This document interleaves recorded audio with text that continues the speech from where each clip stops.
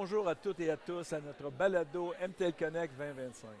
J'ai le plaisir d'accueillir avec moi Laurence Daou-Greff, stratège numérique chez Amplitude Distribution. Bonjour Laurence, merci Bonjour. d'être avec nous aujourd'hui. Merci. Bonjour Claude, j'espère que ça va bien. Oui. Laurence, dis-moi, qu'est-ce que ça fait exactement Amplitude Distribution? Oui, ben Amplitude Distribution, c'est en fait une OBNL qui est montréalaise, qui a été cofondée par Jacinthe Plamondon-Aymon ainsi que Dorothée Parent-Roy et Marc Lazare, tous des Québécois qui ont à cœur la musique.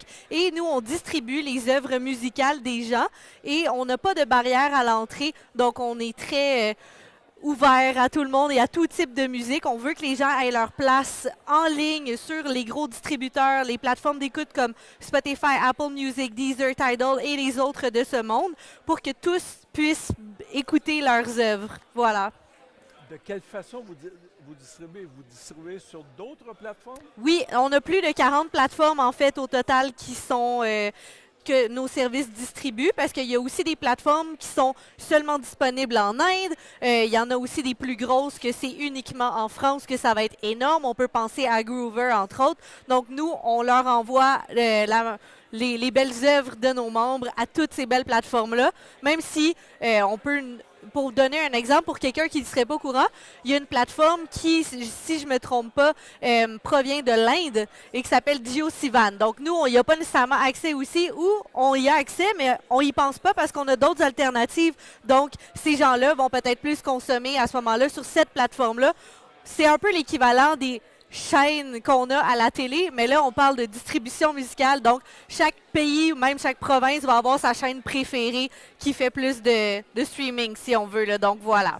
Est-ce que cette plateforme ou cette offre, est-ce que ça permet aux artistes de monétiser leur œuvre? Oui, absolument.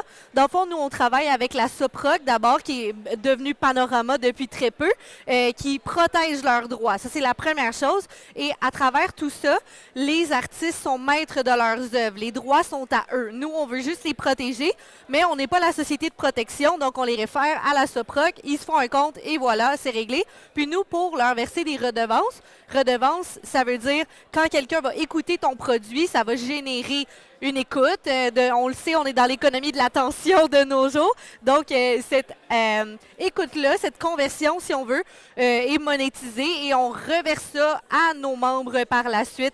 Donc, peu importe la plateforme, que ce soit YouTube, Spotify, etc., c'est comme ça que ça fonctionne. On est en partenariat avec Panorama pour leur verser leur redevance.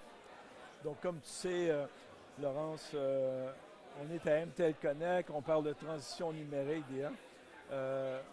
Selon toi, quelle est l'importance pour la distribution musicale dans le futur d'utiliser les technologies maintenant de IA et numérique? Ouais, ben c'est une très bonne question. On peut voir que depuis les années 2000, il y a vraiment eu un changement de paradigme au niveau de la musique, point. Pas juste en parlant des Ticketmaster et les prix pour les concerts, ça c'est un autre débat, mais au niveau de la distribution musicale, c'est quand la dernière fois que vous avez été acheter un vinyle ou un CD en magasin? C'est ça, ça répond un peu à la question. Donc, les gens se tournent vers ce qui est le plus user-friendly en bon français et ce qui est le plus facile d'accès, qu'on peut transporter partout. Maintenant, avec les téléphones numériques ou si on a même un ordinateur, on peut avoir notre CD préféré. Puis de nos jours, on le sait que les ordinateurs, ils ont même plus l'insertion pour mettre un CD-ROM à l'intérieur. Donc, ça complique les choses pour avoir écouter de la musique physique. On peut aussi penser aux voitures. Je ne sais pas si vous avez une voiture dans des années 2020 et plus. Il n'y a plus de fente pour mettre un CD à l'intérieur. Donc là, il faut que les artistes aient un endroit pour que les gens puissent consommer leur musique. Et en plus, la distribution musicale fait en sorte que ces produits-là sont disponibles à travers la planète entière. C'est pas seulement dans notre HMV ou notre Archambault au Québec, mais vraiment à l'international. Donc, c'est bon aussi pour l'artiste pour se faire découvrir et des fois avoir des opportunités d'aller dans d'autres pays, faire des performances ou que d'autres personnes de la francophonie, si on veut rester dans la thématique de Montréal Connect, puissent découvrir des artistes qui parlent français, qui soient québécois, sénégalais, qui viennent de Belgique, de France. Donc, c'est entre autres ça l'importance de la distribution numérique. Ben, pour terminer, Laurence, je pose cette question à tout le monde. MTL Connect, le thème, c'est révolution numérique. C'est quoi pour toi en une phrase? La révolution numérique? Oui. Et si bol, c'est une question difficile, ça, en une phrase. La révolution numérique.